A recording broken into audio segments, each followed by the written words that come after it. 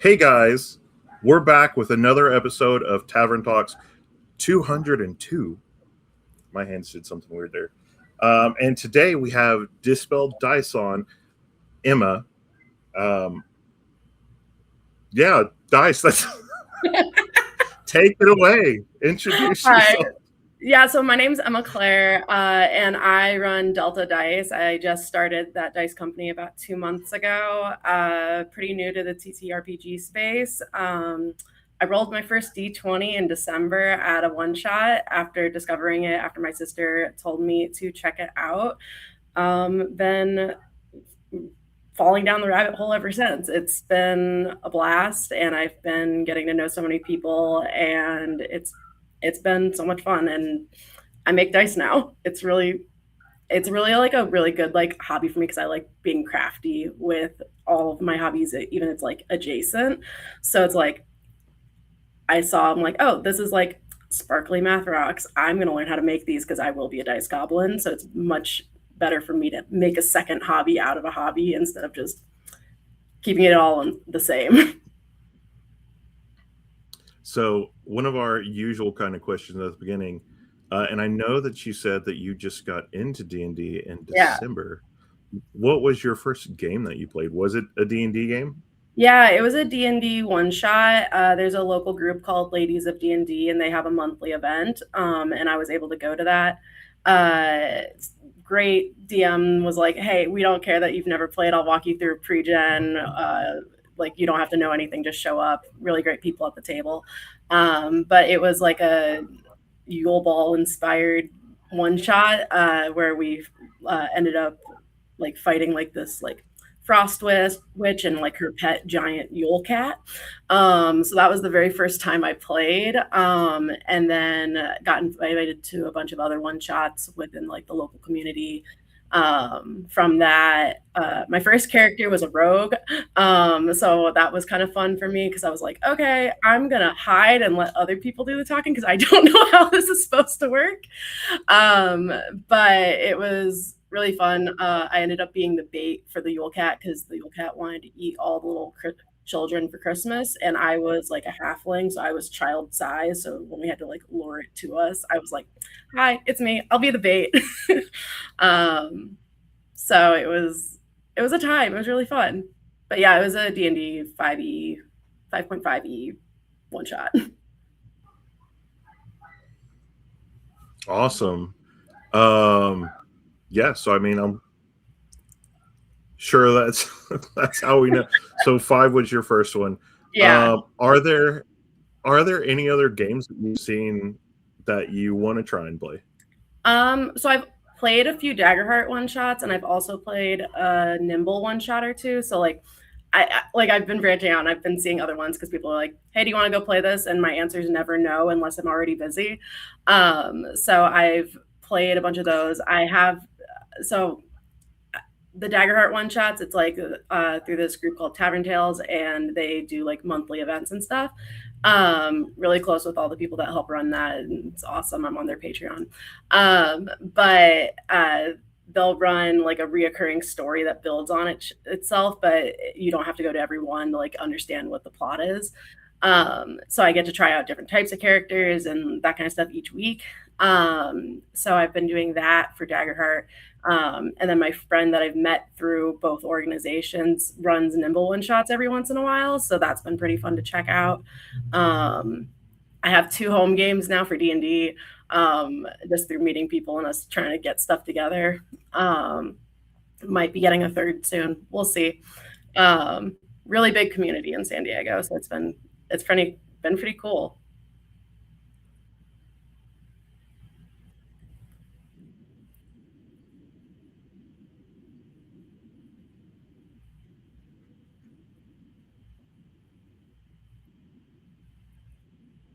What is it? Right. Hey, you just gotta visit because it's also sunny every day. So that's also a plus to being in San Diego. You just gotta come visit. But no, it's been pretty cool. I mean, why not come over again? It's great. Right. Right. Right. I mean, Comic-Con's like, yeah, I think I got to go down to the Bay or whatever. I'm like, Comic-Con's in a month. That would be a good time to come down. I can't come down now. That would be horrendous. But yeah, no. Yeah, you threw me off. I had questions lined up. And I was like, you should come to San Diego. And you're like, well, now we're on a sidetrack. my mind instantly was like, all right, you gotta book a flight and you gotta know. You're like, how much a flight's gonna cost? And now I have to figure out if I can get tickets. You know, your brain immediately went into logistics mode, and I know that because my brain also does the same thing where it's like, okay. Like, for example, like someone's like, hey, I have this event coming up in 3 weeks. Do you want to vend and sell your dice? I'm like, okay, pause. How much inventory do I currently have? How much time do I have to make more inventory? Can I actually fulfill that? But also, is there something else I can do to make that happen? Logistic mode is real. Right. See, and that's one of the things, like, I grew up where we call like part of that stuff the circuit, and I actually had a conversation, I think, on the last Tavern Talks about this. Mm-hmm. But like, if I'm not there doing something or whatever, then most of the time at a convention I get really bored.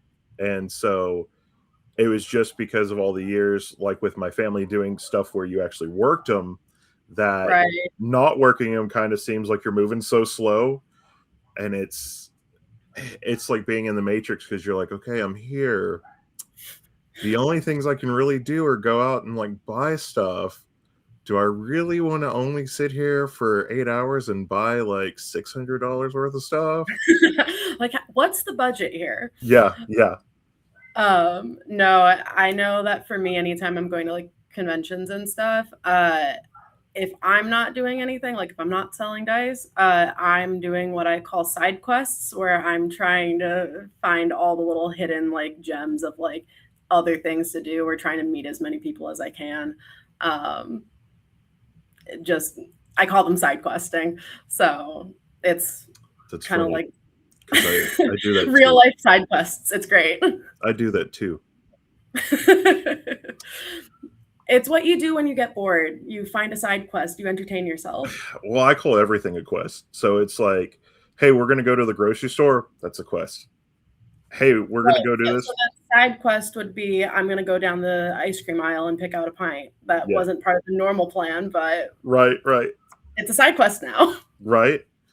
My manager at work now calls stretch assignments side quests for my entire team. It's so great. I love it when you can incorporate it. My coworker is like a big nerd as well. Yeah. And so we've gotten to talk about it, but he's only like a 3.5 guy, which is very, very disheartening. I've heard about Thaco. I have never done it. I don't know what it is. Oh, with Thaco? Yeah, that's what it is. Thaco. See, yeah, that's even farther back. Okay. Yeah. I've only played 5. Yeah. Thaco, I think, is like 1E or 2E. Okay. But I hear that's very complicated. I'm like, I don't want to try that. I was like, I've heard that the rules can get crunchy the further back you've gone. And I'm like, I'm just here to have a good time right now. Right. I'm like, I'm learning. I still have the like new player, like I'm learning all the different like features and stuff, because it's like most of the stuff I've played is like lower level. So like the occasional one shot where they're like, hey, make a level 10 character. I'm like, what are all these class abilities I've never used? How can I make them all stack together? Well, I know if you go back, and from what I've heard about Thaco, if you go back far enough to when like it first started and everything else, the class you'd have to play is like barbarian, so that at any point you could just rage and just, I'm throwing the game board across the room or something like that. Like, I win, thanks. Yeah. Not that there's winning, but there's always winning. It just depends on what your character's goal is. Exactly. Side quest, I picked up ice cream. Exactly. That's not the main quest. Um, But I won. this is true. And then you have that's the rogue going off and doing their own thing. And you're like, look, guys, I have the ice cream. No, the way in my first one shot, I was like, can I pickpocket the evil witch while she's talking to my party? And everyone was like, please do not. Oh my gosh. And I did in fact get caught, so that was a time. But she was like, you can just go hide over there and it'll be okay. And I'm like, okay, perfect. We don't know you. We don't know you. Now I play like a lot of characters that like have a higher AC so that I can make stupid decisions and not get punished for them quite as frequently, because I vividly remember there was this one shot I was playing and it was very obviously a trap. Like it was like the classic, like there's a caravan that's been turned over in the path in front of you. What do you do? And I'm like, everyone else was like, I don't know. And I'm like, I go touch it. So I was like, I will in fact go trigger it and then look at my DM straight in the eyes and say, come at me, bro. Oh my gosh. I love it. I am that person. I always build multi-class characters because I think that most of those, if you can find your groove of what you want, are actually a lot more fun than that. And than any base class that you can kind of play as. And I do the same thing in terms of, if a DM gives me an item, then I want to go, how do I use this item that you're like, I regret giving you that? And it's been fun sometimes. The sad thing is one of my long form campaigns that we've been going on for like a year and a half now. Every time there's a little thing that I can get, I will do it. And then I've made more lore in the world, because they run other games independently from ours. So like if you do something in your game, it affects the other games. Oh, that's cool. And in this one, we had gotten this little moss, and we're all in hell in Dis, and it's kind of cyberpunky and stuff. Yeah. And we had a share house that we all lived in, and there was a hookah. And I was like, so I have this moss that grows. Can I just place it into the hookah? Now there are like the Last of Us zombies running around that. Oh, amazing. Yeah, we came back to that, and I've been told nobody's met me on the other parties, and they're like, hey buddy, fuck you. Hey, you ruined everything. Yeah. So we went on another thing, and now I have a water skin full of this like bacteria ridden water that will do other things, and I'm like, okay, when do I drop this bombshell in the game? You really said, how can I create the most planet-wide disasters happen than possible? Yes. Meanwhile, I'm like, let me poke the bear. Thanks. Yeah. But I mean, and I love the fact that you're new and you're getting to do that. And so one of the things is, at some point, I know that everybody hits that kind of limit where you almost feel like the game's not as fun. And so one of the things, like I said, to keep myself entertained is doing the multi-class thing. Yeah. And this is my first character that I've pushed myself so much on board for, because I quadruple classed them. So there's 4 classes that they have. Oh boy. And it is insane. So they're a changeling. Okay. They are rogue, bard, sorcerer, warlock. Okay. That's okay. Well, warlock for like the short rest spell slots. That makes sense. Yeah.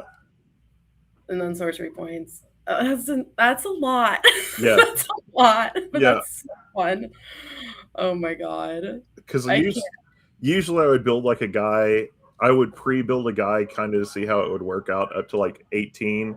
And then I may add like 2 classes to it just to see, or 2 of another class. So then they'd be 3, but it never influenced it more than like the passive beginning abilities. So then this was the one where I was like, okay, buddy, you gotta figure out how this all works, and let's build this character out. Oh, I would 100. I love Excel spreadsheets. I would 100% be like, okay, this is when we do this, and this is when we do this, and then we add one here. Right. I'd be like, this is how we're gonna do it, so that we're not nerfed at any point. See, then you'll really like the fact of sorcery points with the warlock pact boon things. Mm-hmm. Warlock twin spell or sorcerer twin spell, but you do it with um, the Eldridge, the one that increases like 300 feet. Oh, So I you're like, know what you're talking about because yeah. I've played enough on D&D Beyond. I don't know what it's called though because I haven't played Warlock yet. But then you're like, yeah, all right. So that's 300 feet away from warlock, and then this thing from the sorcerer. I'm gonna do it and hit two people at once. So Amazing. yeah. Um, yeah, no. I in one of my home games right now, I'm a cleric because I was like, A, I want magic, and B, I don't want my party to die. And I don't want me to die. I want to be in control of making sure I don't die either. But I've talked with my DM about this, and we're probably going to have me multi-class warlock at some point because she's going to be in like this toxic positivity cult type of thing. Oh And no. then it's going to be like the other voice in her head's like, but what if you didn't? What if it wasn't always positive? And then that's going to be like the warlock part. How do you imagine the dynamic going? Because I have one person that's in one of my games Yeah. that they do theirs as like a mom dad situation. Oh, they're ex lovers. Like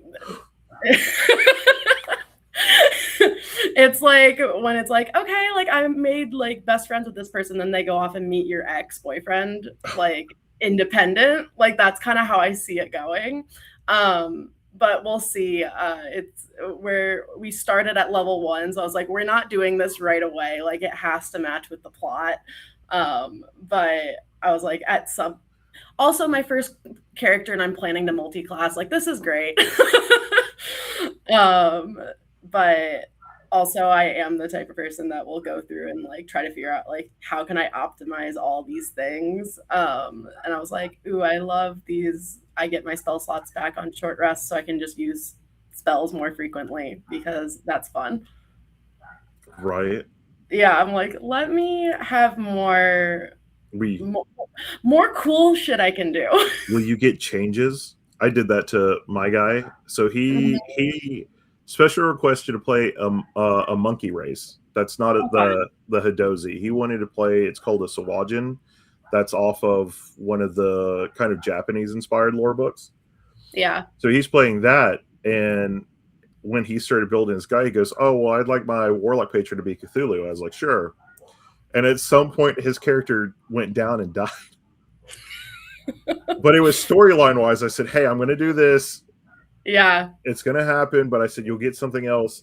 And I said, "But I need you to also let me know, is there anything special you want?" And he goes, "Well, just have my patron like change me in some way a little bit." I was like, "Okay." So he kept telling me he had this mustache, so I made the mustache look like tentacles.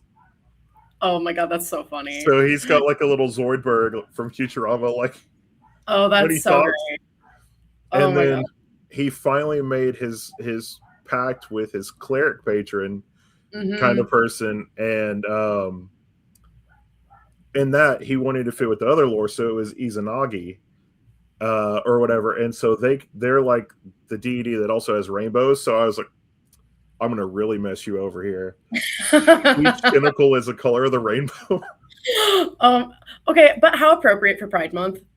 Right, right. Oh, that's so great.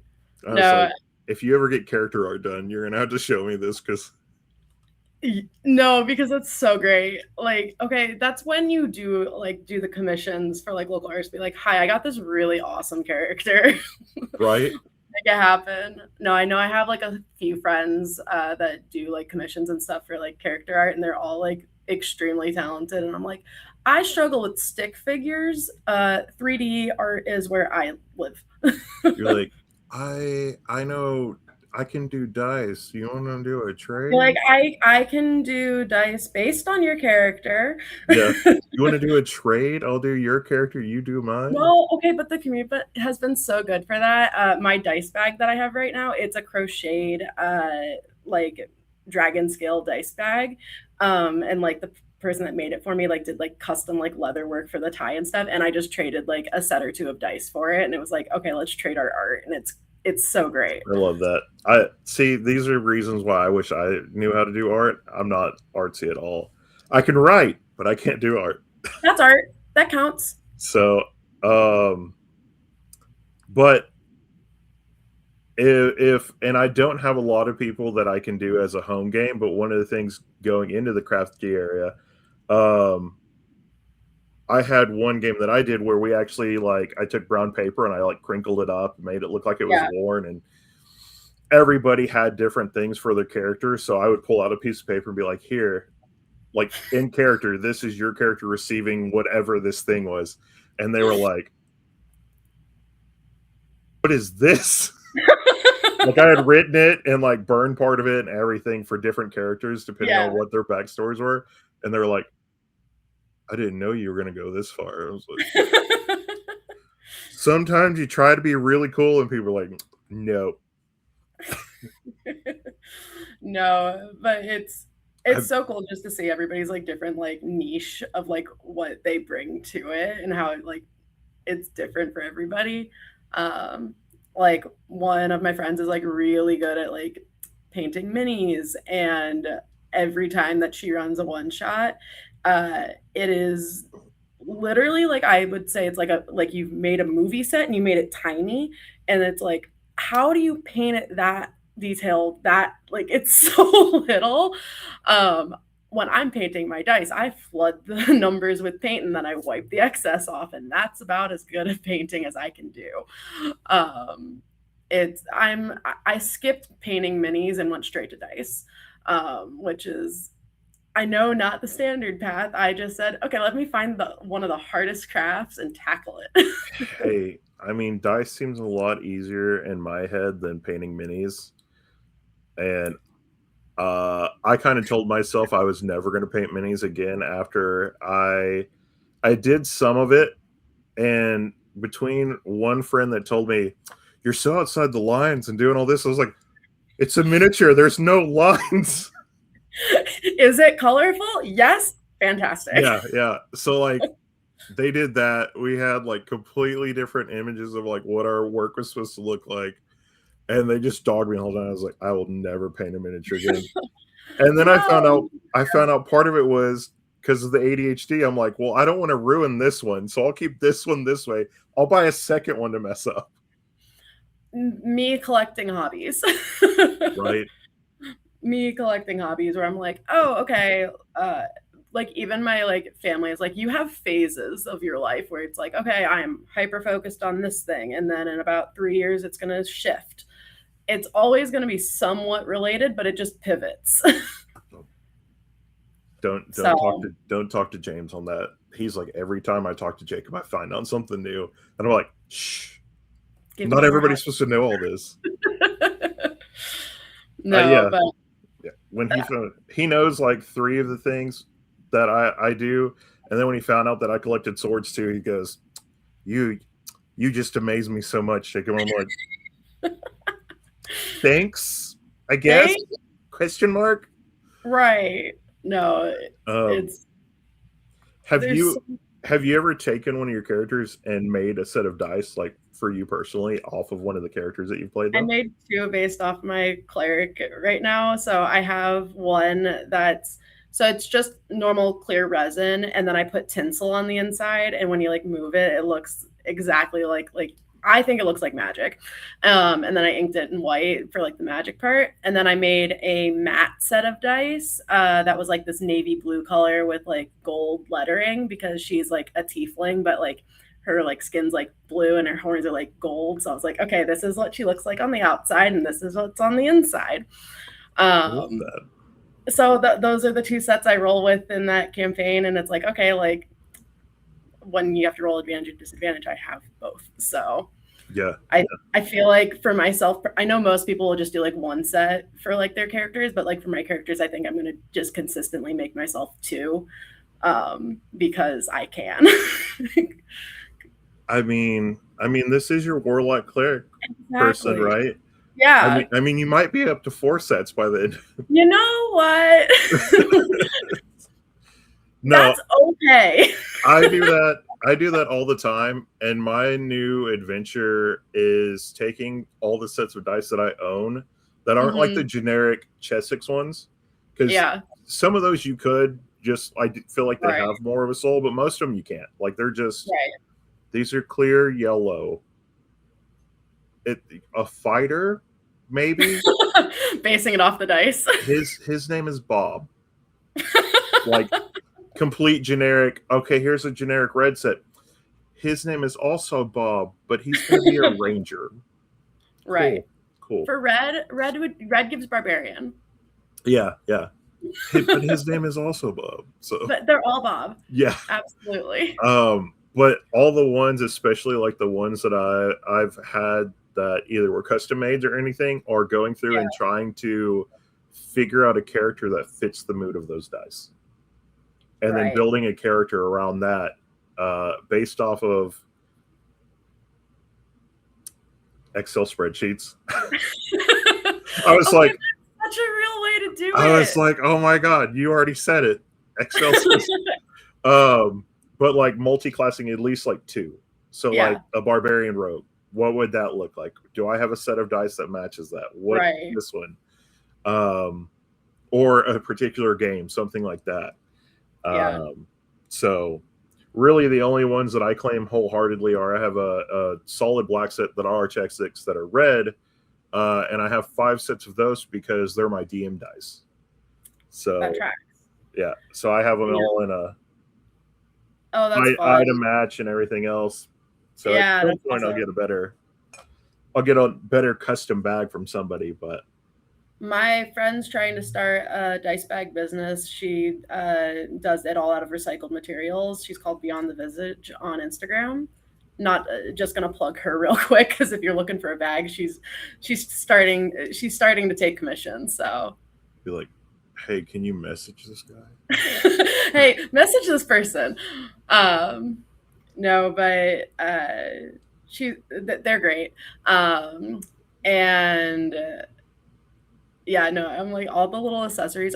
When someone was like, D&D can be a really expensive hobby, I was like, it's just a set of dice. Why is it expensive? And now I'm like, I understand there's so many things.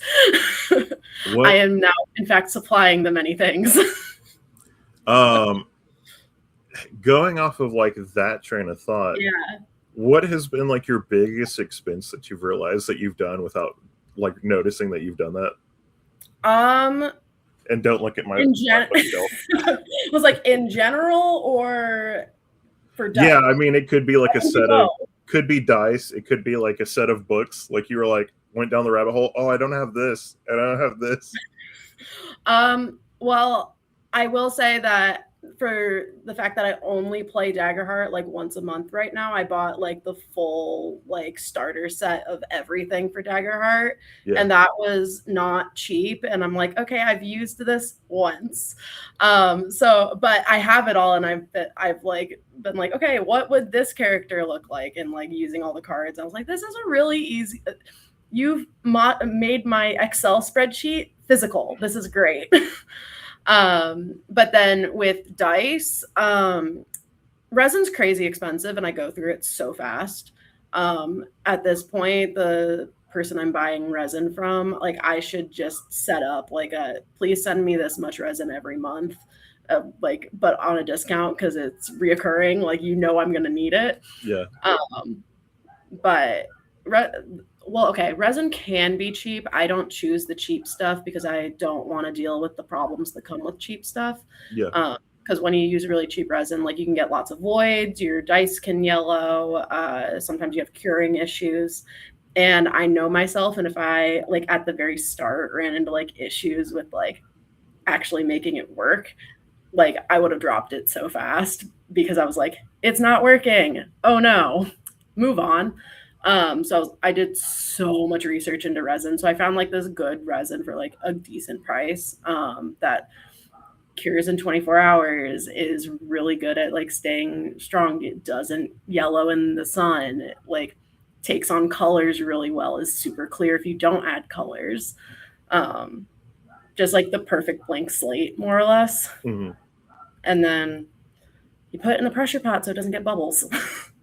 There you go. You can add that to your list when I visit. You can be like, teach Jacob how to make dice. Oh, I can. All you need is a respirator and the right PPE, and we're good to go. Yeah, because my first one, I got like a little starter set of resin, Yeah. and they give you a little thing to make like keychains. and I did one, and I was like, oh, like this is gonna come out cool, maybe, I don't know. And I poured it in the thing just to test it out, and I thought it was dried over on the top. Oh no. And so when I went to go do it, it was like baking. That's the best way I can say it. Like, yeah, it had a crust on the top, but it was so wet in the middle. Gotta look at the cure times. Also, make it. Was it like a 2-part resin, or was it like just a pour from the bottle? Yeah, it was 2-part. Yeah, so if your ratio is not perfect, curing issues. Yeah, I figured it was probably like, I was like, well, I have other stuff like writing for some of the Misfit games and stuff like that I'm doing, and I was like, we will put this project on the back, and we will come back to it later on.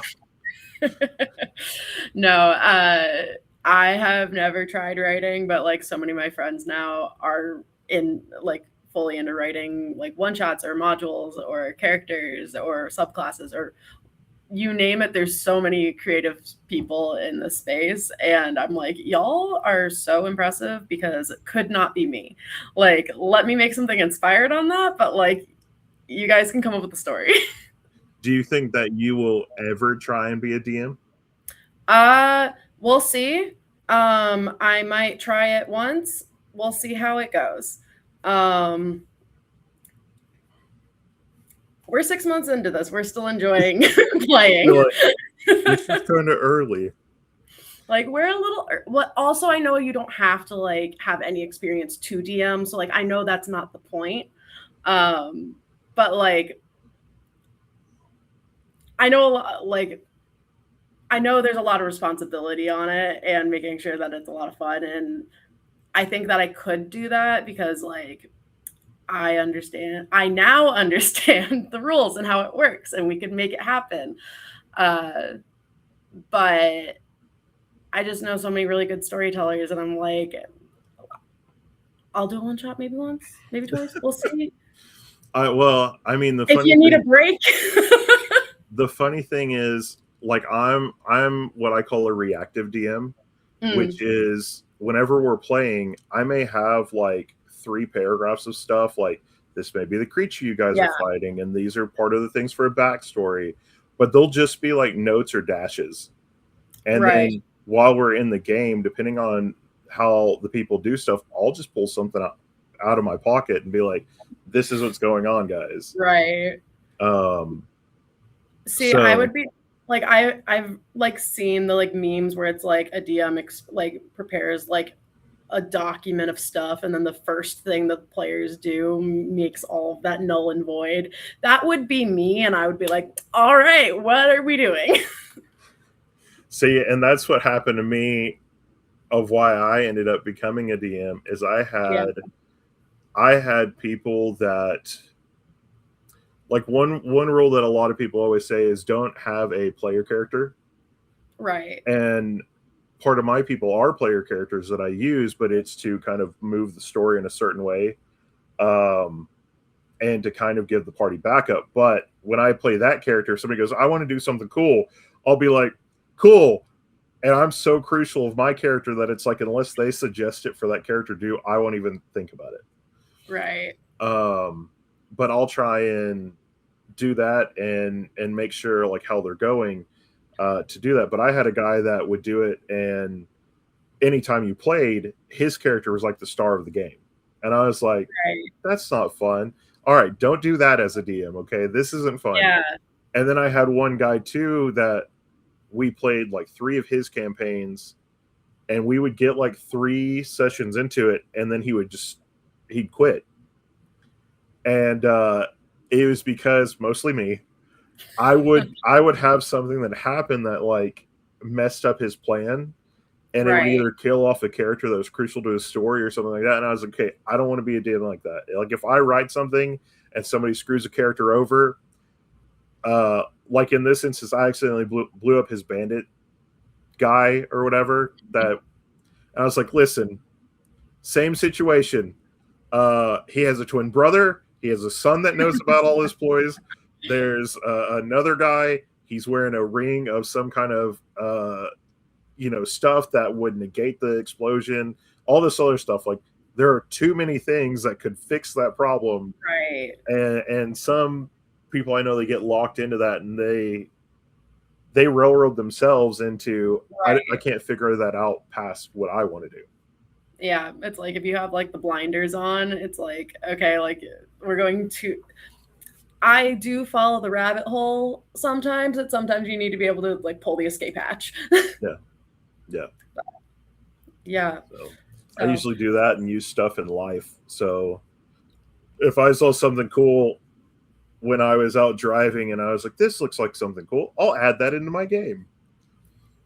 Okay. So Very cool. And then like behind the scenes for me as a DM, I do have a big lore calendar thing like we're talking about. That when people kind of get into my sandbox world and they get to do different things, they get to mess around, but then that becomes lore of the world. Cool. So I try and do mine that way. Yeah. Yeah. I don't know what I would do, but I love hearing all the different like styles that people will do and like the do's and don'ts, because I'm like, chances are I'll do it at some point, so I want to not mess it up. Yeah. But right now I'm just enjoying trying everything out. What's been your favorite part getting into the space though? Honestly, it's been all the people. Everybody that I've met has been like super welcoming, super inclusive, super friendly. It's just been such a great, like, obviously like the games are fun, like that's part of it, but like I'm such an extrovert that if like the people I'm participating with aren't feeding into it, aren't fun to be around, like I'm gonna find something else to do. So all the people that have been around me and have been fantastic, and almost like the easiest and fastest time I've had making friends like ever, which was really great because I moved to San Diego like the month prior. Yeah. So the people have been the best. You ever do the thing from Step Brothers? Did we just become friends? A few times I'm like, are we friends now?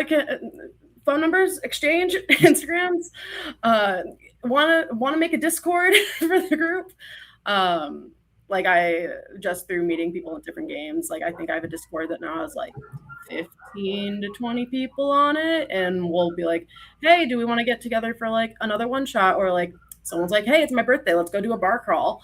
So it's like I love how the groups of people are expanding beyond just all the games we play together. It's like expanding into life too. Yeah.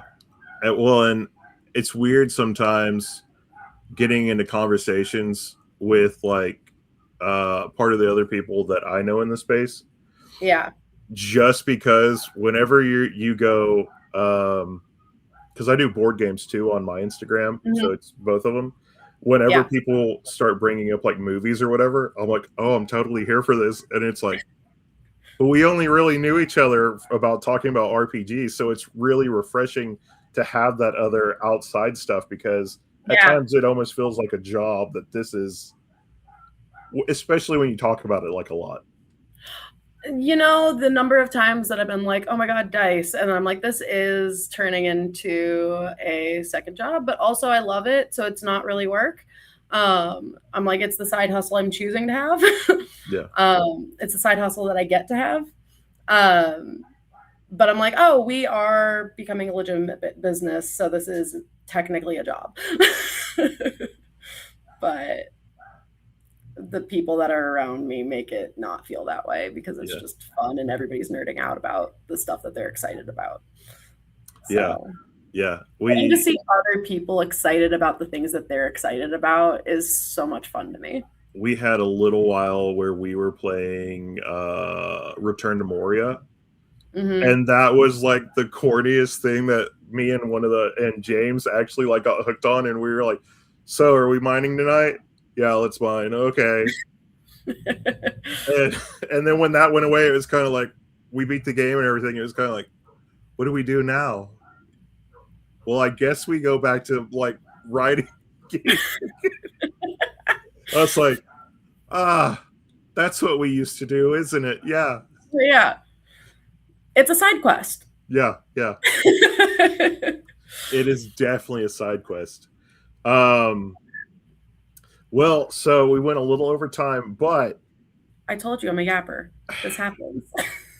but like the monster arrives, and what Sure. monster would you like to talk about today? Yeah, so I'm gonna talk about, so I know it's like pretty stereotypical, but like my favorite monster I've ever played against was a white dragon. Um, and that was super fun. I know it's literally called Dungeons and Dragons. I'm like, the dragons are still fun to play against. I was playing a one shot with a friend, and they were like, oh, make level 10 characters, you get all these magic items, optimize everything, it's gonna be great. And so I did that. I did a little bit of min-maxing. I was playing a paladin, and I had gauntlets of ogre power, so I made my strength stat an 8 because it automatically made my strength a 19. I was like, okay, now because we were doing point buy, all those points can go other places. And I didn't know it was possible for dragons to have anti-magic fields. Yeah. So I was like, oh, and then it just became like a whole different problem. And then it was like everybody was having like their magic items that they had like not work.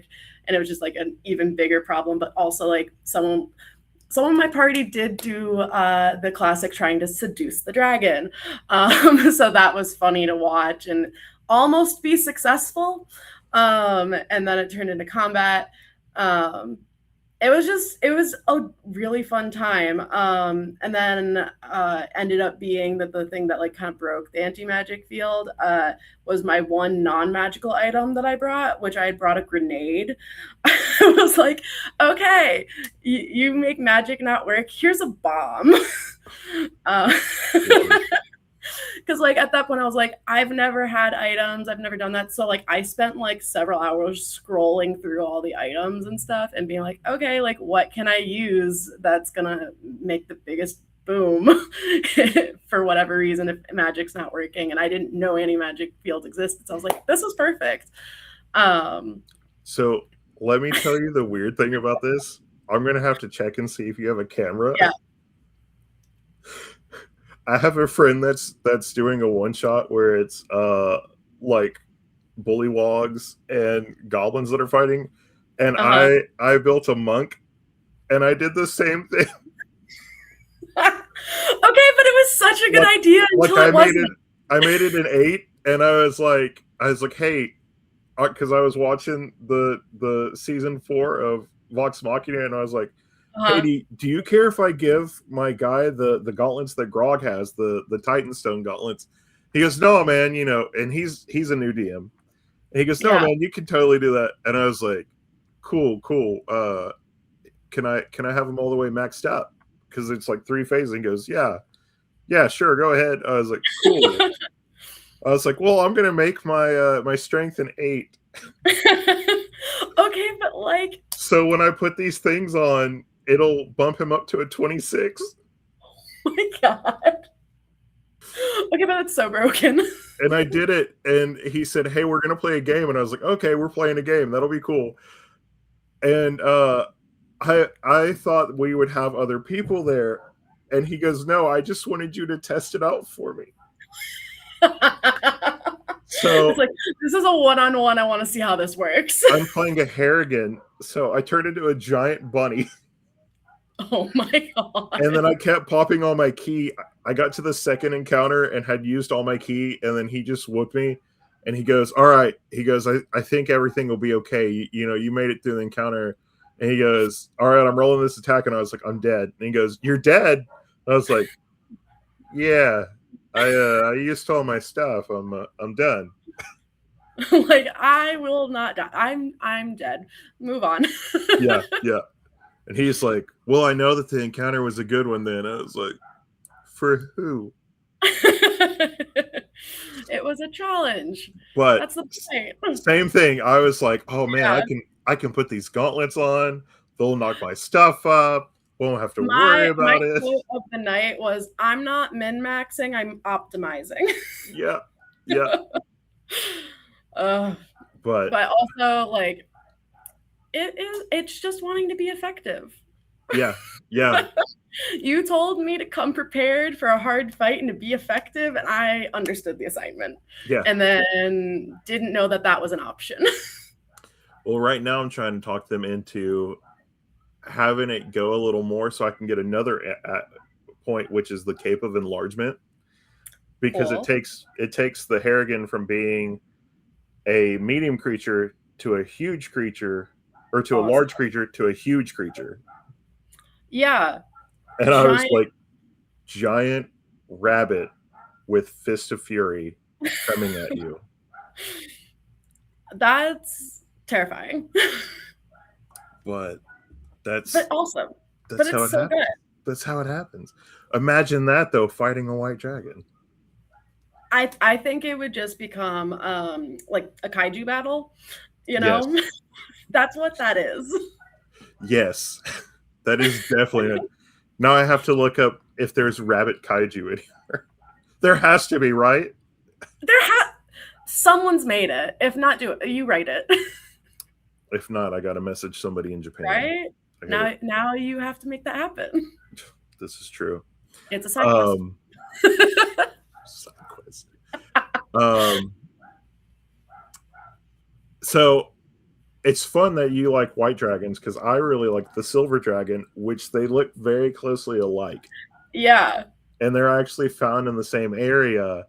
And going off of part of the stuff and what I've actually written before is I actually had a character that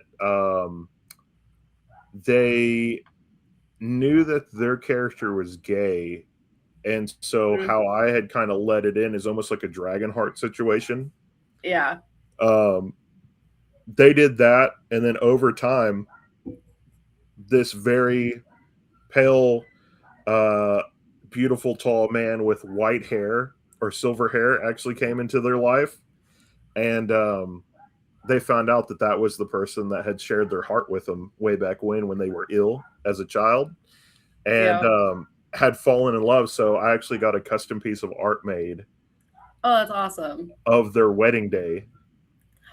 Oh my God, wait, that's so great. Yeah, they ended up like coming together and getting married. And so I actually had a piece of art done for that, and had put stuff on it. So that was always a very fun thing with the polymorph ability that dragons have that I love. Yeah, no, I heard about that. And so like in the one shot that we played, we didn't actually get to see that part of it. It was just more like we got to hear like they were talking and that kind of stuff.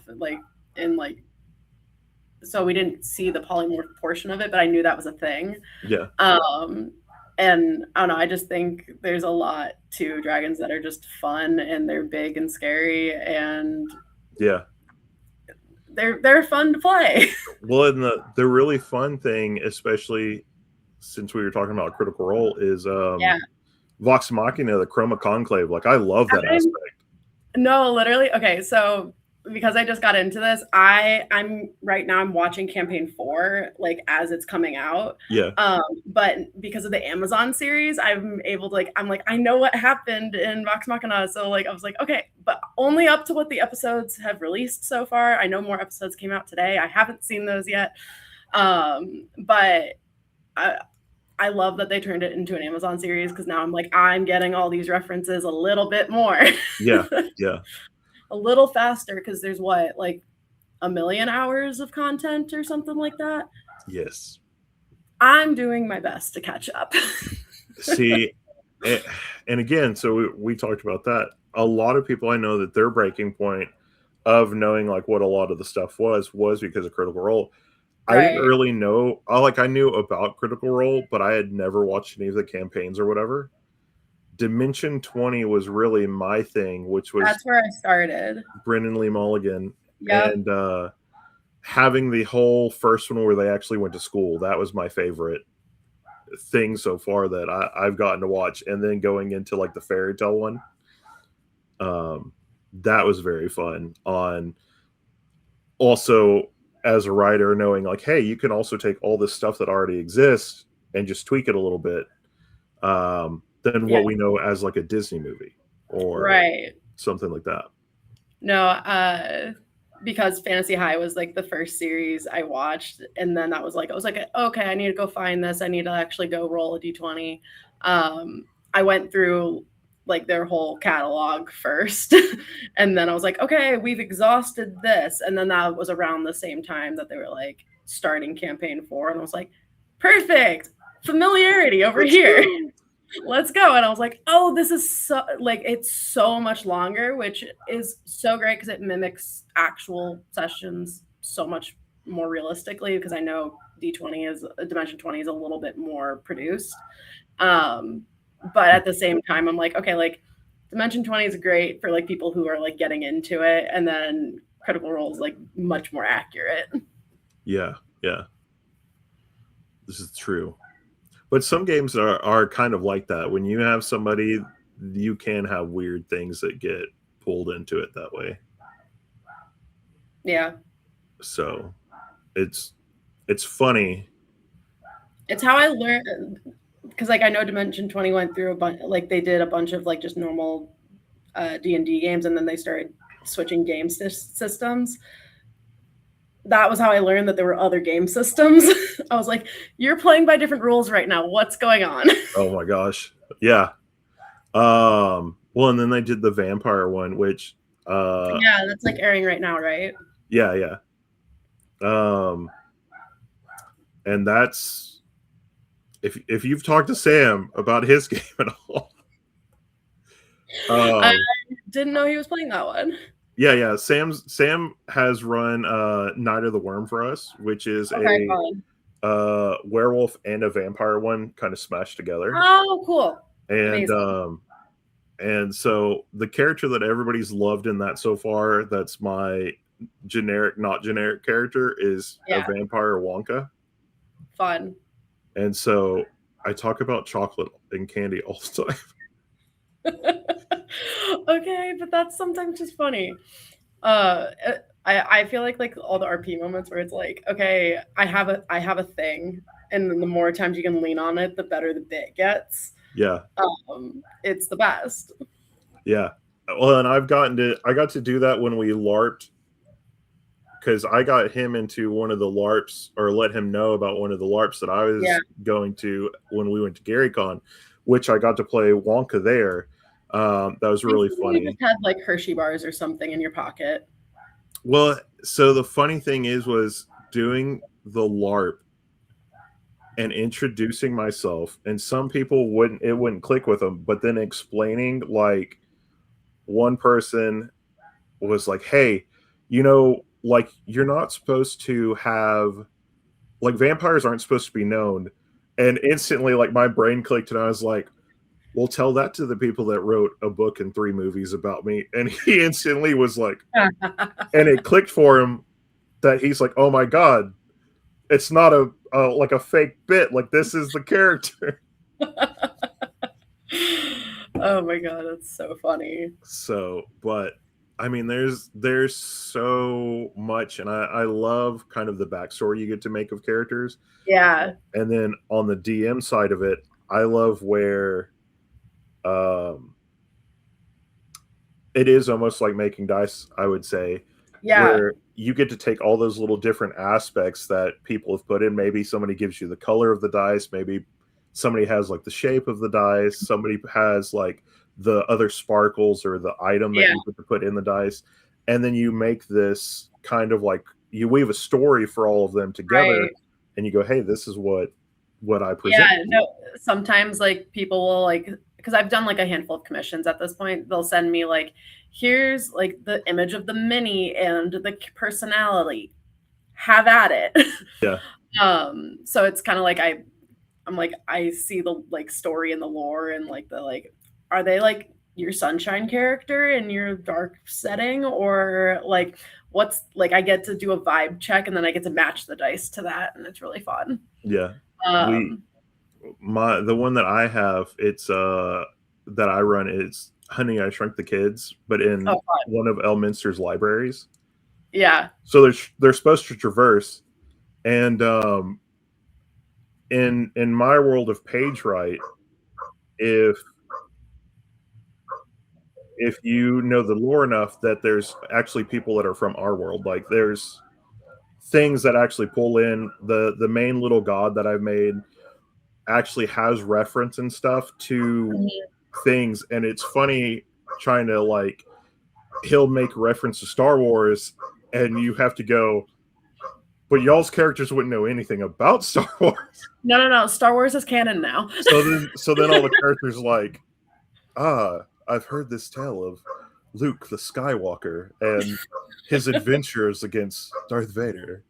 And seeing people play that off and go, I know this reference that I got, and me as the person knows exactly what it is. But to play the character and go, I don't know anything about that. You're like, what in fact are you talking about? But we did that, and one of the guys that's in there that actually does wood burning, so he did that for me. Actually got our entire party sets of dice made. Oh, amazing. And when it came in, he had picked a specific object for all of us to do it. Well, when they had encountered a character, it was he had a reference to Texas and about having really good tacos.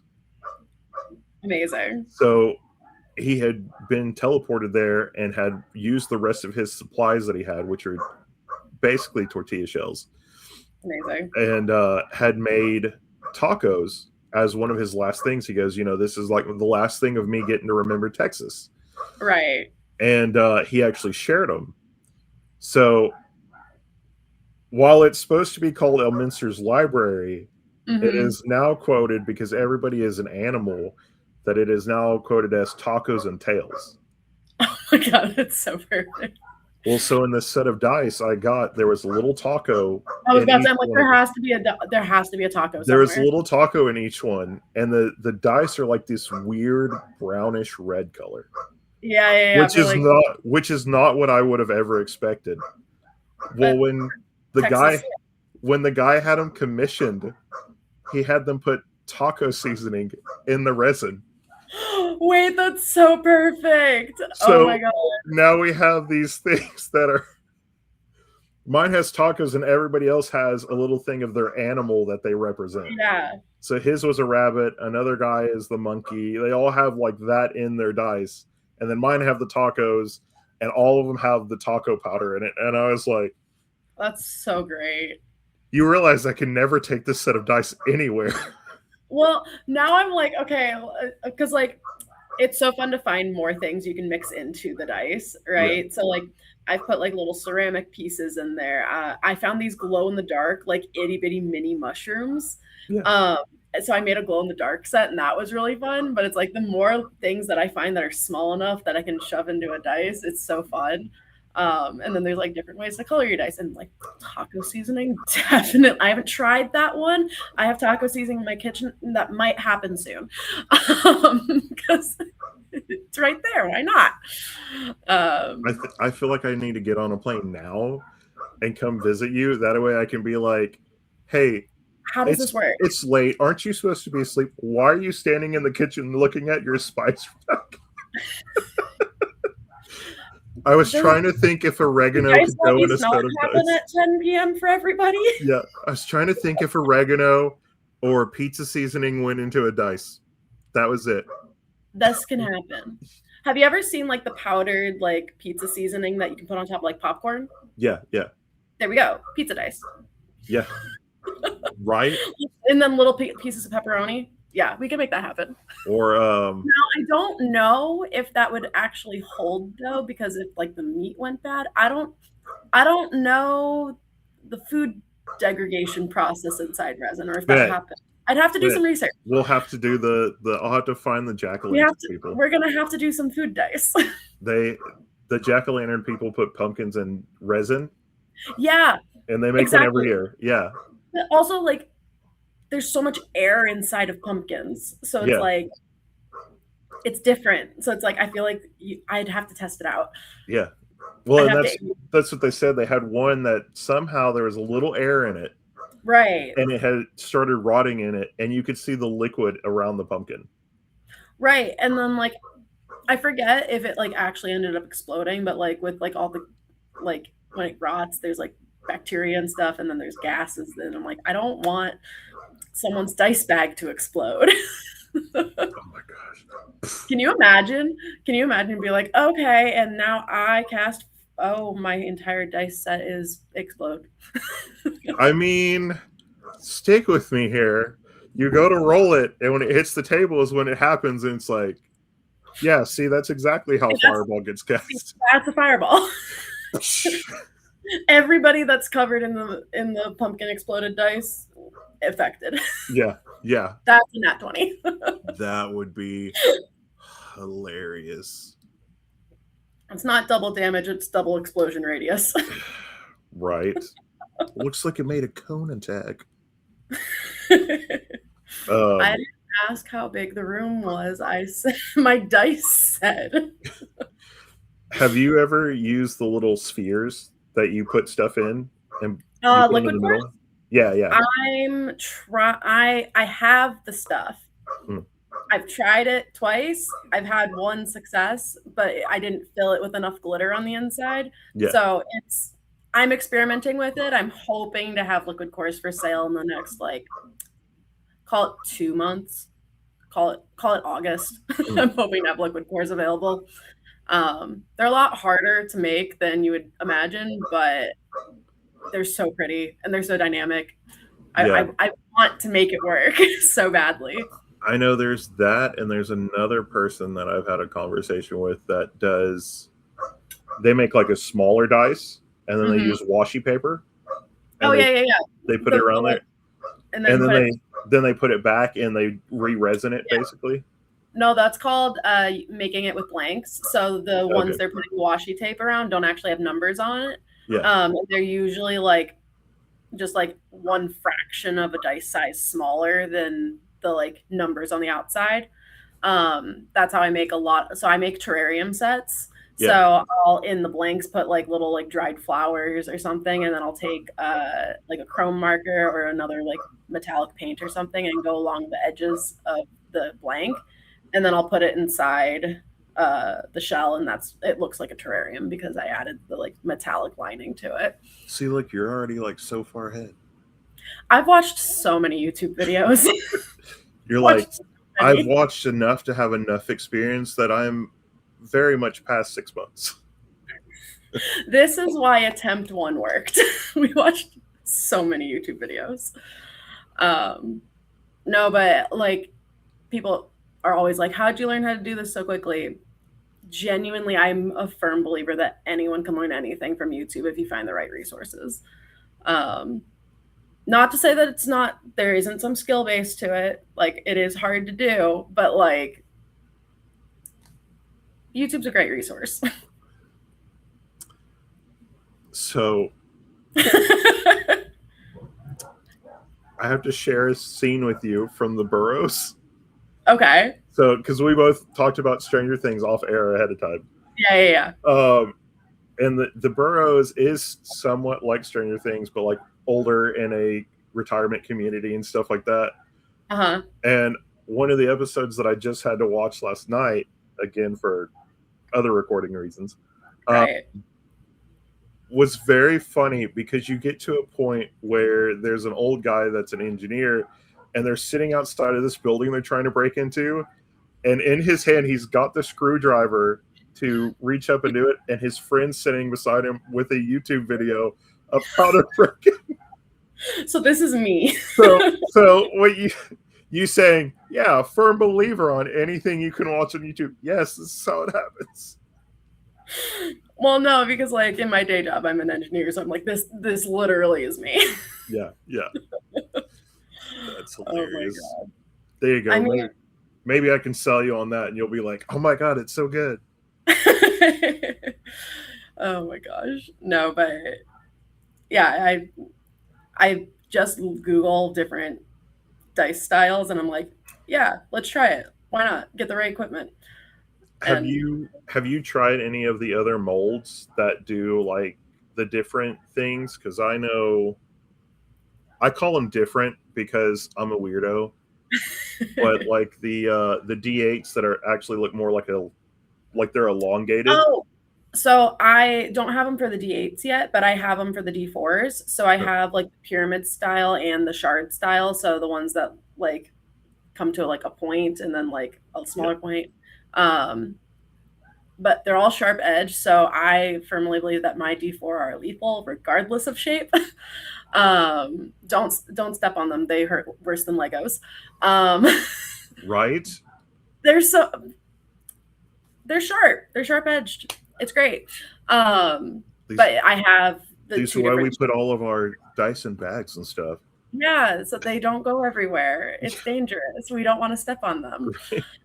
That's that's the reason why we have dice bags, clearly. No, but I want to get more shapes. Like, so every time you get a new set of molds, like that's like a big expense overhead cost. So it's like I'm trying to learn how to make my own molds and my own masters instead of buying them off people that are cool with people selling the dice separately. Yeah. Because their molds are very expensive. I'm starting to figure out how to make my own, so that's great. I'm really excited. Then I can also start doing like custom logos and stuff on the dies, but it's a work in progress. I haven't gotten one to work yet. It's very particular on like the exact finish on the dice and the gaps and spacing and depth of the masters that you're making them move around. Mold mixing is a different task that I watched more YouTube videos for. But I'm hoping to get like other shapes for D8s, D6, like all of them. Like I know all of them that you can get like the shard shape, so they all look very similar. There's just extra faces. I'm trying to get a mold for like a chunk. D100 would be pretty cool to be able to make too. All things that are coming in the pipeline as I can do. You already go through a lot of paint. Do you really want a D100? That's a good question. You're like, thanks, you call me on. Well, we'll see. Maybe we'll see. We'll see. Maybe D100s are by request only. I'm trying to think, and I don't know our age gap because I feel like it would be really weird to bring this up and you go, I don't know what you're talking about. Do you? I'm Gen Z. Do you know about the little thing that has the marker that you put inside the little plastic tube and you blow into it and it comes out on paper? What are you talking about? I feel so old now. Apologies, I don't know what that is. They had these little plastic things that I'm trying to see if I have anything that I can use to demonstrate, and I don't. I know about the markers where it's like you could like put them in a plastic thing and twist them and it would become ombre. No, this is different. That's not this. You put them in there, and so there's kind of like a V. So then you would put the pin on this one, and then you put your mouth on this one right here. And when you blow into it, it forces the stuff out of. Basically like a makeshift airbrush. Kind of, yeah. Like mechanically, that's how that would work. But I've never seen one of those before. Yeah. And I was like, oh, you could figure out some way to use like a paint pen and do that, and just. You hear it here first, folks. I might be airbrushing the dice. This is how we optimize the process. This is how we save on paint, guys. Okay, this is how we save on paint. I feel so old. No. You're fine. You're like, no. Later on, if I find it, I'll send it to you, and you'll be like, Oh yeah, I've seen one of those. I'll be like, thanks. No, exactly. I'm like, Thanks. it could just be one of those things where in the moment I'm like, Yeah. nope, I don't know what you're talking about. Yeah. It's like somebody told me the other day they thought that they were older than me and they brought up like a soccer bopper. Oh, I know what those are. I played soccer all growing up. I played soccer, so yes, I know what that is. And so they were talking about that and the little skip it thing and some of the other things like that. And I was like, The skip-its hurt your ankles. I was like, I'm older than that. Like I remember those coming out and they're like, you don't look that old. I was like, well, thanks, I guess. Yeah, I'm like, honestly, I'm like, I don't really care how old people are. I'm like, if you vibe, we vibe. Yeah. That's what matters. I always have to think about if I bring up something that's actually real, does somebody understand what it is or a pipe dream? No, it's funny though. Some of my friends that are like a couple of years older than me, they'll bring something up and they'll be like, "Did you get that reference?" And sometimes I'm like, "I know it was a joke and I know it was supposed to be funny. Nope," but I laughed anyways because I can pick up on social cues.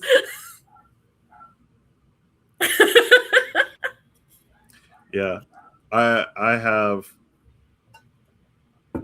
cousins that are younger than me and things like that will do it, and I'll be like, "Do you understand that?" I'll be like skibbity toilet or something like that.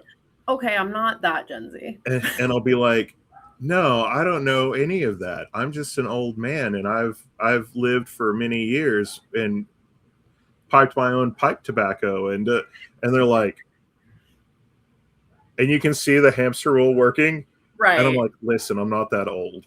Okay, I'm not that old. And they're like, I may have severely underestimated this. They're like, I was on board with this. I thought you were that old. I'm like, listen, that would make me like in my 80s. No, but like if you tell people those kinds of jokes too frequently. That's true. That is true. Sometimes it stops becoming a bit. This is true. Bits do change quite a lot. My coworker calls me champ now, and so now I'm like, will you take me to the ball game, Dad? Oh, that's so funny. And he's only like a year older than me, so I'm like, oh, no. My friend, she is literally like 8 months older than me. Every time that she's had like her birthday before me, she's suddenly grandma for like the 8 months. She's grandma. just send her like a thing of cottage cheese and peaches. That sometimes it's like a thing of Tums.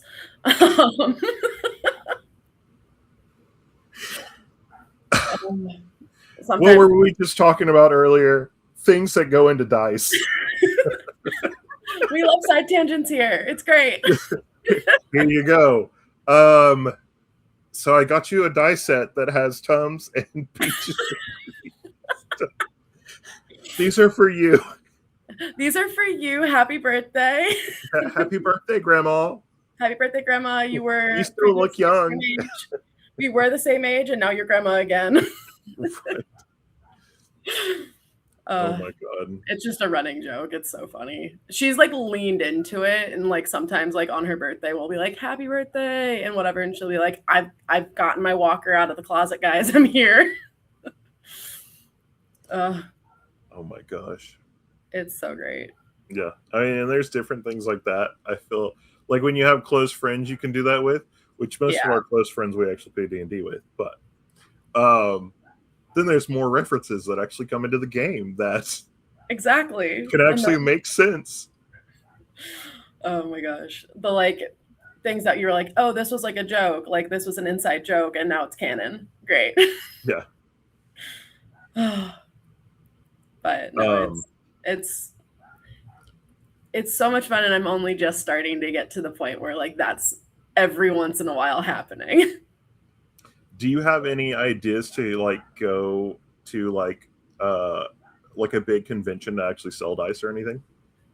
So actually in November, I'm gonna be a vendor at Mystic Con in San Diego. So I'm already doing that. And I'm gonna see how that goes and go from there. I know that like a lot of the conventions, it's like you need a few months lead time before they'll like you can apply to be a vendor and then you have to get accepted and stuff. So eventually, sure. I think that at some point, like pipe dream is like if I could vend at Comic Con once, that would be so cool. But because like also like I live in San Diego, like the venue for that's like in my backyard. So that would be really cool to be able to do that at some point. I'm I don't so know if that's gonna happen I'm anytime so soon. I'm so jealous of the amount of people that I talk to that tell me things are in their backyard, and I'm like,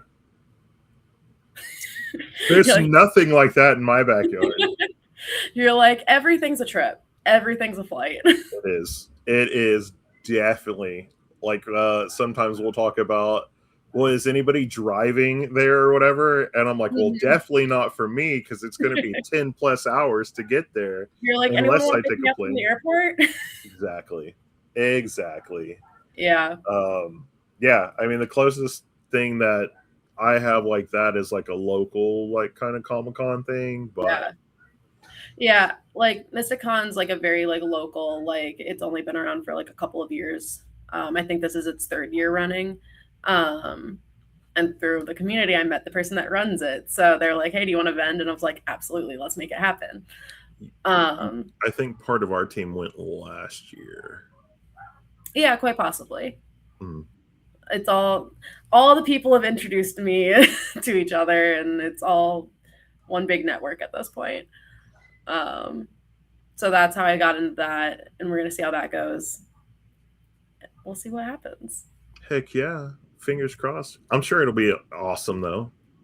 I've already bought a vending setup. I'm excited for it. It was like one of those things where it's like, oh, I made some sales. I've signed up to do this thing. I'm going to buy it now so it motivates me to sell stuff. Is that the best business model? Definitely not.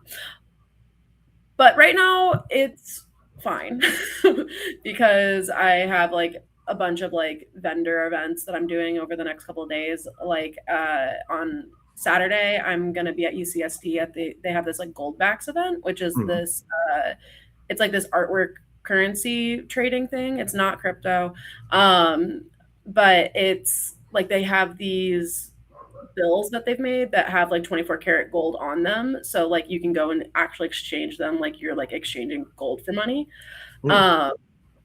And they're having an event where I'm going to vend for that. And they have like, I think it's like 10 D&D tables running at the same time. And it's a really cool community event that's happening. And then the following weekend, so the 27th, there's this local game store called Addie's Games, and they're having a bunch of like games being run there for free RPG day. And I'm vending for that event too. So awesome. I was like, I need a setup anyways. Right. I'm just gonna spend it now so I look more legit. And then you're like, Excel spreadsheet, how many do I need for this? Yeah. No, that's 100% what it is. I have an Excel spreadsheet where I'm like, okay, so how many sets do I need to sell for it to break even? And so and I know that you have a set that you're making for everybody listening out there that actually follows the Tabletop Misfits and all that we have our own custom set of dice that are coming out that I know that you're making. Oh, I'm so excited about it. It's this opaque black resin, and this like it very much matches the logo in the shade of blue, and then it has silver inclusions all throughout, and it swirls together. And then I am inking it in white ink. I think they would look really special. They're super sparkly because like the metal on the inside like reflects light, and you can see it all the way through. So it's really cool. But y'all approached me about making those custom sets, and I'm super excited to be doing it. I know one of them messaged me about the custom set, and I don't know I don't know if they're saying just one each for our team that are like the special ones, but it's for like all the Yeah. games that we run. And Yeah, when they no. sent me that, I was like, what are you guys doing? This is crazy. No, Sam was talking to me about making sets for the tabletop admins about all the different games that you run. Yeah. That's still in the works. But each dice would be based on a different game that you guys run. Right. So very, very highly customized, not cheap, but really, really fun for me creatively to be able to Yeah. work on. They sent me that, and I was like, what? And then I think somebody was trying to be funny, and I'm glad that you and I have actually gotten to have the conversation about it. Yeah. Because you'll really understand why I said what I said. Somebody goes, well, we left you the last one, the less dice for your show. And they were like, it's the D4. And I said, I went like in full character and I went, the most deadliest of the dice. I'm glad that you left me with this. Though. I was like, every time you drop it, you'll think of me if you accidentally step on it. And I was like, most deadliest. Thank you for thinking of me. No, but it's so true.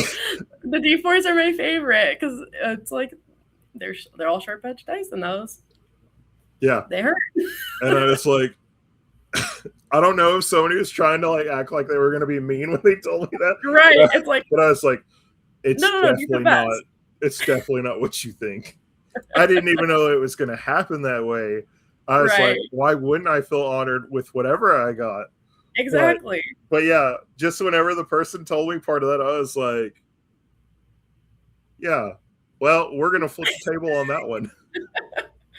No, absolutely. And also like with like the D4s, oh, I totally lost my train of thought. That's okay. But the D4s are like the first set that I got that were like super sharp edged. Like those are what like maybe be like I need to be making sharp edged dice because they're the most dangerous. Yeah, it's great. And I'm like super excited to be like doing that. And like if anybody watching wants any sort of customizations and stuff, you can always just like DM me and we'll make it happen. Heck yeah. That's definitely what's going to be really cool. Especially like seeing a lot of the dice because I always do research on the people that I'm interviewing. Yeah. And going through it's just seeing all the dice that you've made and like the progress of like, oh, well, this is new or this is XYZ. And for me, being a dice goblin, I always try and find something unique in every set of dice that I have, except for the basics. Just to make sure like there is something different about them. Yeah. Or whatever, something unique that makes them stand out in the set compared to some of the other ones that I have. Yeah. So.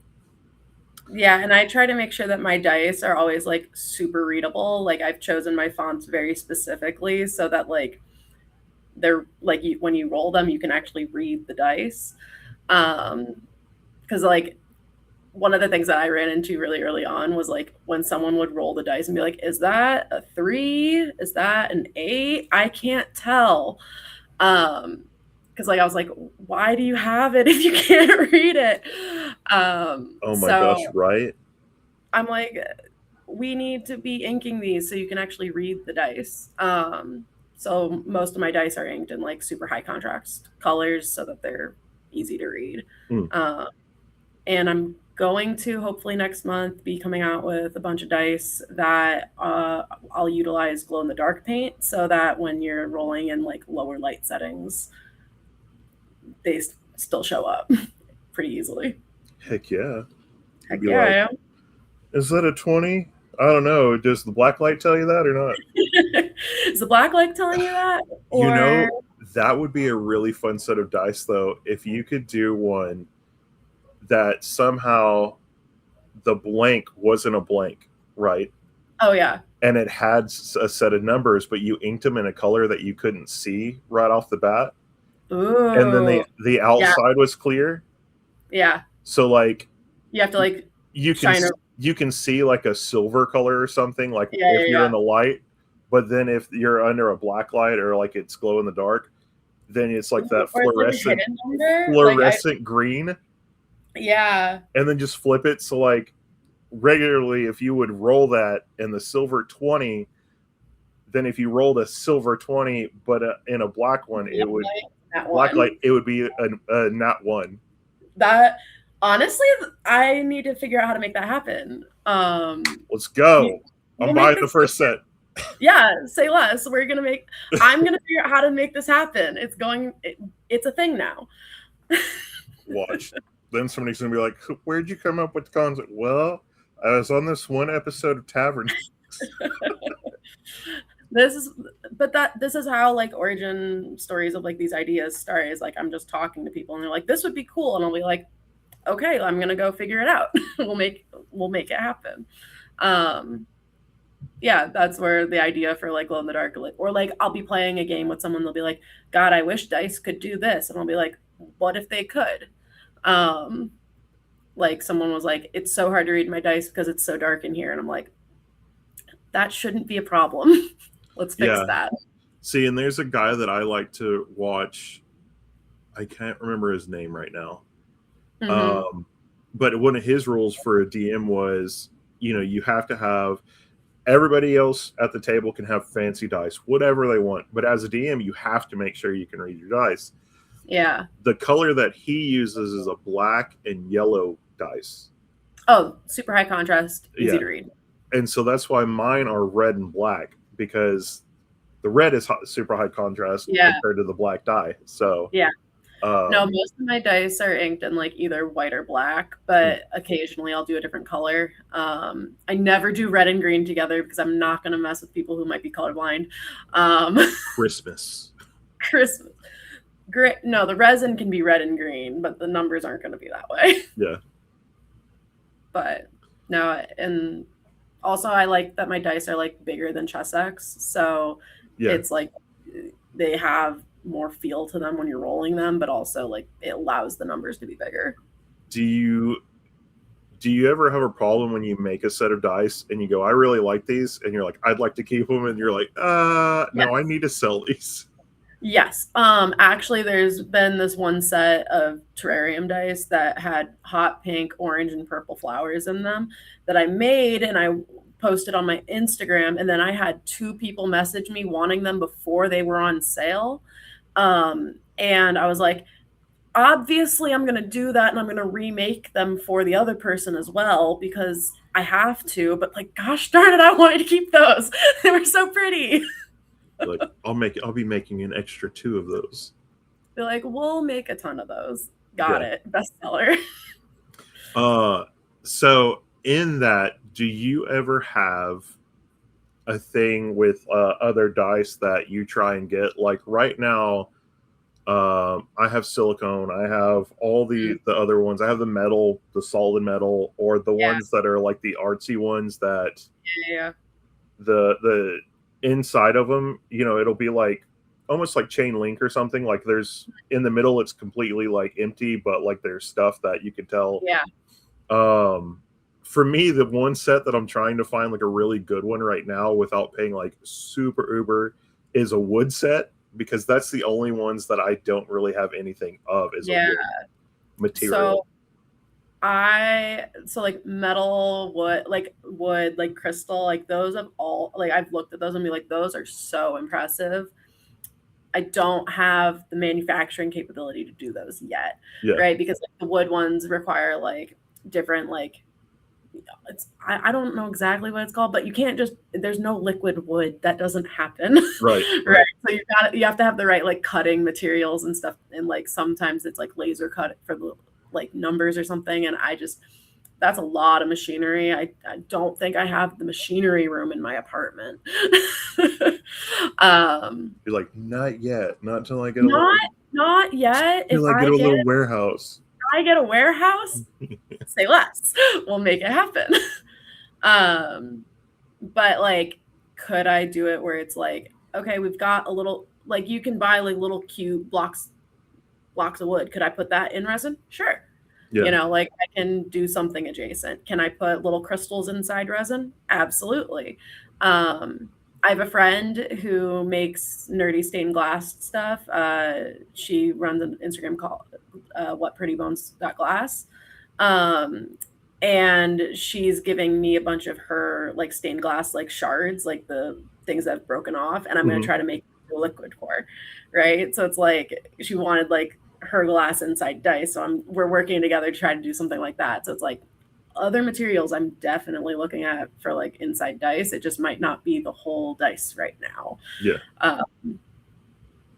But that's okay.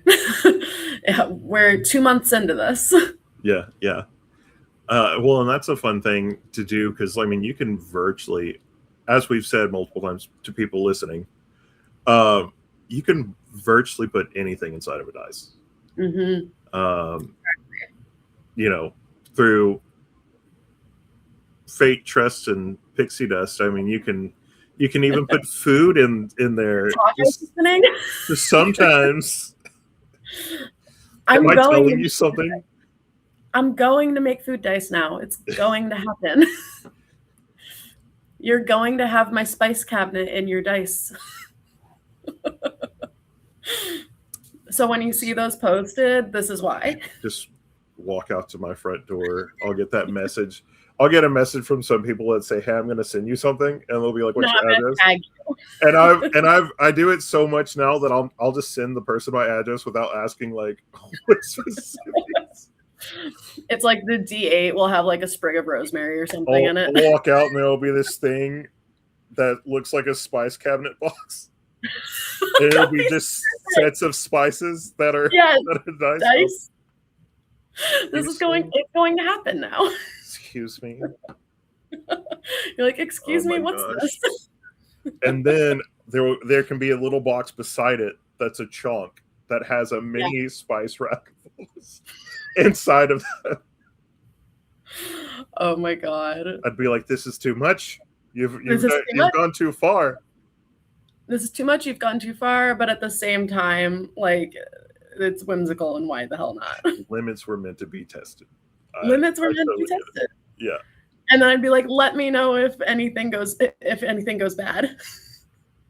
The expiration dates change. Oh my gosh. This is so true. Hey, I rolled it the first time and it just like shattered in half and my spices went everywhere. Did it taste good though? It looked like. Did it taste good? Everyone always says they want to eat their dice. Are the seasoned dice good? I mean, you know I'm not wrong. I mean, listen, I know that a lot of dice get made to be like candy, and I'm waiting for like the smelly markers that smell like fruit and stuff. I'm waiting for people to get like strawberry dice where they're like, what are you doing? I'm smelling my dice. I need scratch and sniff dice next. Got it. There you go. I'm gonna ink them in the Mr. Smell, or what are those markers called? Yeah. Is it Mr. Smell It? I think that might be it. Something like that. You know the big one, the ones with like that are like this big with like the cap from like elementary school. Yeah, those ones. Oh, it's gonna be so weird. I'm gonna get tagged in an Excel spreadsheet later, and you're gonna be like, "These are all the ideas I wrote down that we talked about," and I'm gonna be like, "I don't think we talked about 1,000 ideas." But that's where my brain's going. It's true. That's true. That's how it happens. Exactly. And then I'll be like, "Don't tell me that 1,000 of the dice that you put up on your wall were because of things we talked about." Oh yeah, they were. Definitely, 100%. And then I'll really know because then the names on them will be like basil. No, exactly. You know how people name it? You'll just name them off of the spices or whatever. This one's just basil. Expiration date 2100. Yes. Which that could honestly be a really fun idea too if you put like an expiration date as like the 20 on it. Ooh. And you just put some random date, like expires 11/26. I only have But the 20 is bigger because it's the 20. yeah. Oh I my only have. Well, no. If I was smart, I would make it the next year because then the dice expire in a year and you have to buy new ones. This is true. If I was being a good businesswoman, that's what I would do. But that's This is true. right. This is Because true. Big brain. what spices you're supposed to replace like within a year of opening, right? So that makes sense. I don't know. See, Something like that. See, side tangent here. Where? My grandparents grew up on a farm, Okay. and you know, God rest their souls, they both passed away now. But they were those people that would buy a lot of stuff that they liked. So do you know Yeah. the little like cookies that are like two really thin cookies with chocolate in them? Yes. So they bought like maybe, I don't know how many of those they bought, but we were cleaning out one of their deep freezes because they had 3 of them in their garage. We were cleaning these out, which they kept everything in there. And we knew that they would bring these out on like special occasions, and we would have these. Well, I didn't know that they basically bought these in like 2014 or whatever. No. And so expiration date, they were like 10 years old. I mean, would you not taste the freezer burn? No, because they never opened them. Oh, I thought you said like they brought them out like every year or something. Yeah, they would pull them out, like they would bring out like a bag. Oh, but no one ate them. And then, no, everybody would eat them, but we never knew because they would throw the bag away. That's so terrifying. Oh my God. But no. I'm telling you, like, no, Twinkies are the only food that should work with. Country grandparents were like, hey, what are we eating tonight? Yeah, we're eating beef stew. Cool, this is so good. Wait, question. When was this made? Oh, I think you were 5. No. Exactly. That's not how food works. Well, somehow that is how food works. No, it's not. Y'all have stomachs of steel. That was like the expiration date. That's just a suggestion. No, it really isn't though. So yeah, I mean some stuff like that. If it was like crackers or cookies or something like that, those ones I think is what they mostly had in the deep freeze. It wasn't like anything that really expired. I mean, they would keep it for a little while, but most of the time, like, you knew, and they grew fresh vegetables, so yeah, it was always weird finding stuff when you had to clean out the deep freezes after they both passed, because then you're like, well, no, but what's scarier is checking the condiments out that are in the fridge. That's scarier. That could be. Well, I mean, they went through that stuff, so I know that they didn't keep that. Like the soy sauce or like the stuff that's like not everyday condiments. I don't know. I will tell you that because we talked about pizza. Yeah. They had pizza day in their town because they lived in like way up north Missouri. Right. And when they had pizza day, the reason why it was called pizza day on Tuesdays was because that's when the Pizza Hut truck brought the pizza into town. Oh, so it was fresh. So it was made like there, and it was on the truck, and they would bring it from another town over to this town for everybody to get it, and that's why it was called Pizza Day. Oh my God.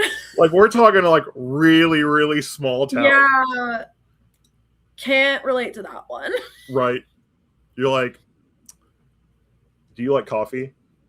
I'm more of a tea person. I love the smell of coffee. I just don't like the taste. Oh. Well, then you're like, where's the Starbucks truck when you need it? Then I could understand, you know, where's my Tivana tea? Where's the Tivana? Yeah. Where's the chai? Okay, the chai recipe changed at Starbucks, and I'm so mad about it. It tastes not the same. But listen, if your grandparents kept an old one in the freezer, you wouldn't have different ingredients. It would be the same that you always liked. Weren't it? Wasted opportunity. Wasted opportunity. Just buy up all of them. Today. Yeah. What are you? Buy a deep freeze, put them in the deep freeze. One.